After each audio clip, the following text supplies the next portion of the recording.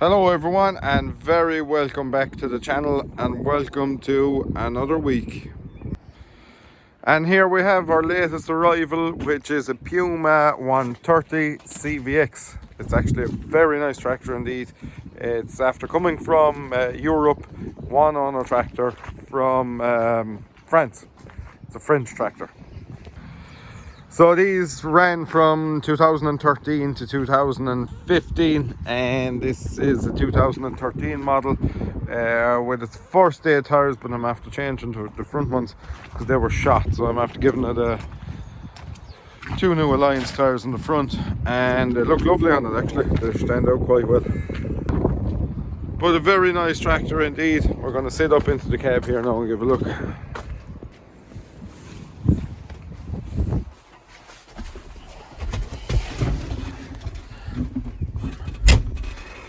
So the CVT gearbox in these is very different to the CVXs we're into, and it's a totally different drive. It's a totally different experience altogether. There's no relation between the two whatsoever, really. You can't compare them because there is nothing to compare. So the first difference is you have to clutch to start.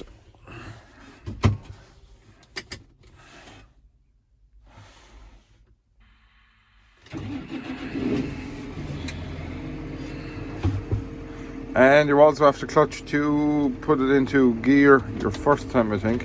Oh no, you don't. Why did I think that now?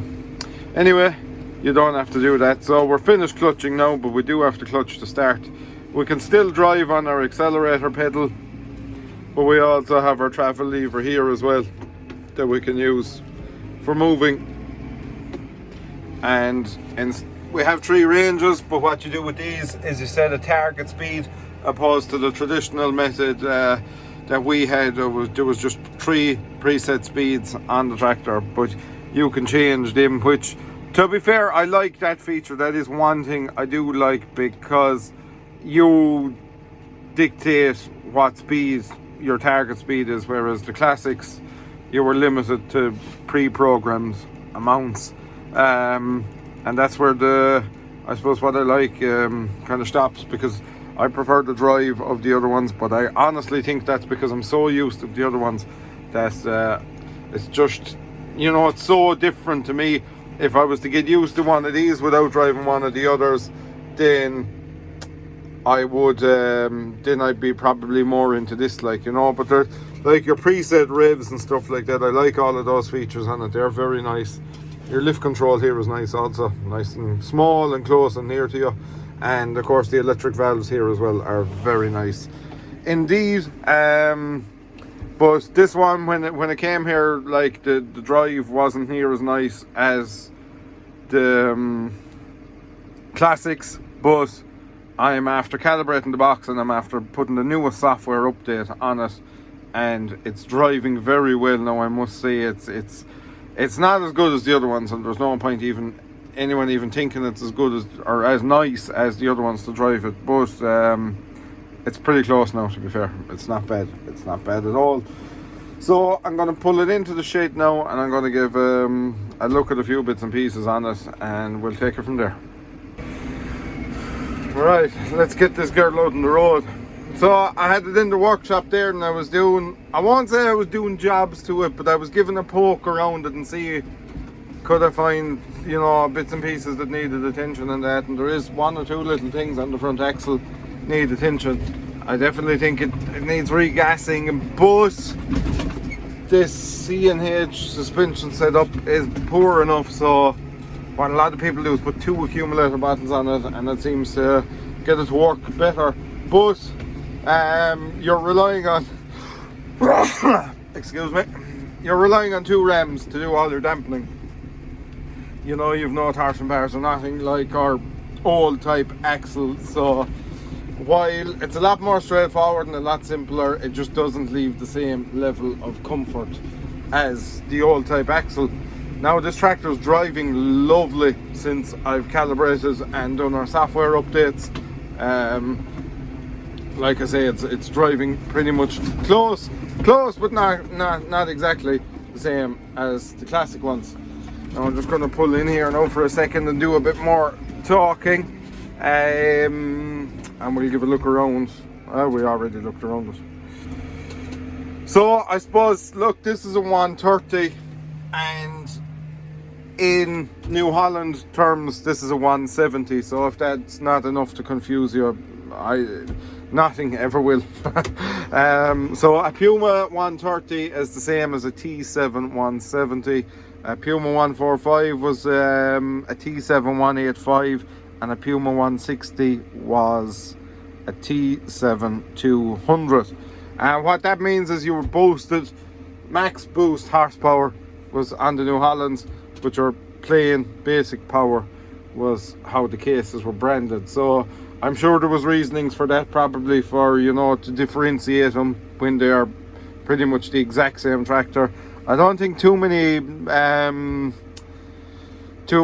Hollands came with the bar axle, but a lot of the cases did come with the rear bar axle, which just means you can slide your rear wheels in and out. I don't think many people ever even adjust them, but the possibility is there at the same time.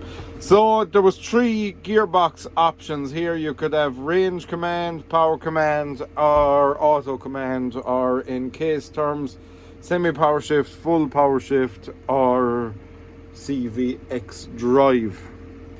Now when these were out, I would say maybe every 2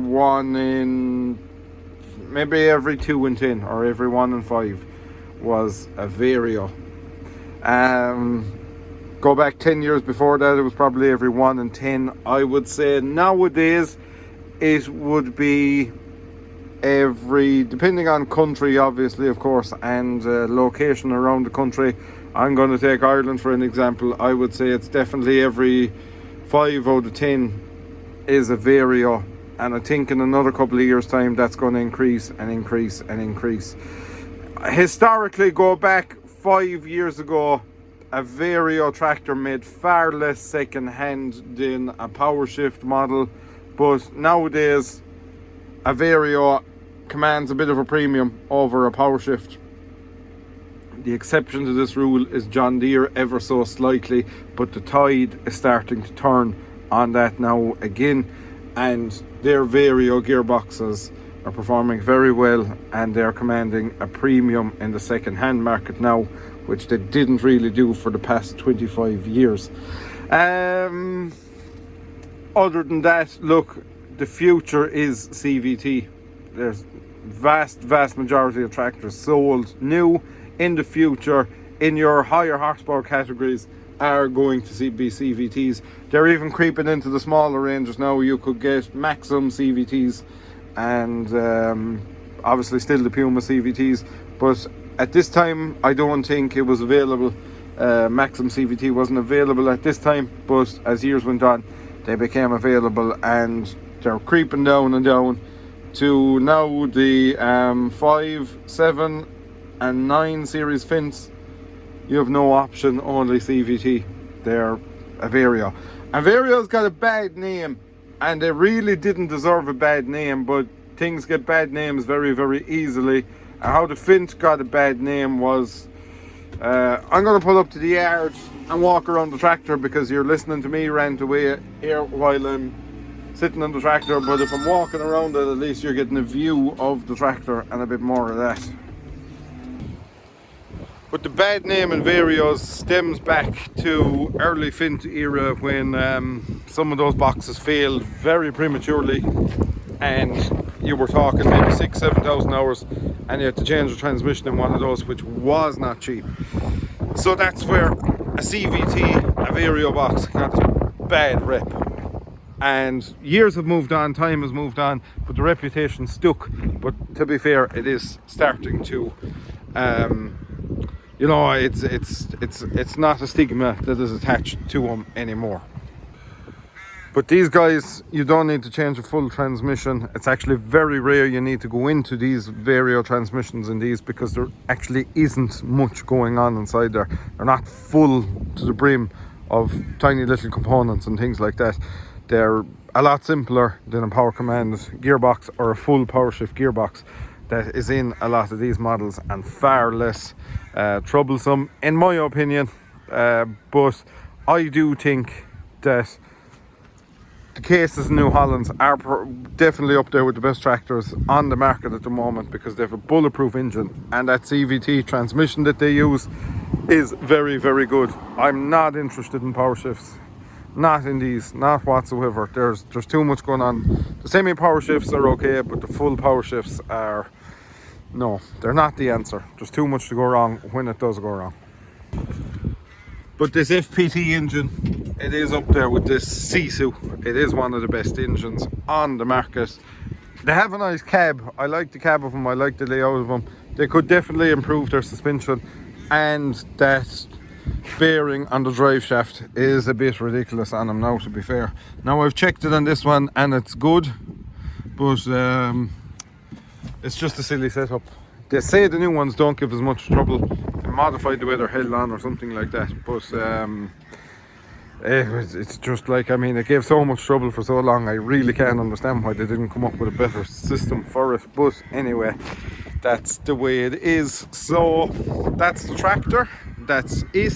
There's somebody coming to see it, I think tomorrow, and I will let you all know from there on. So I haven't advertised it on our website yet, but it is on Dundee.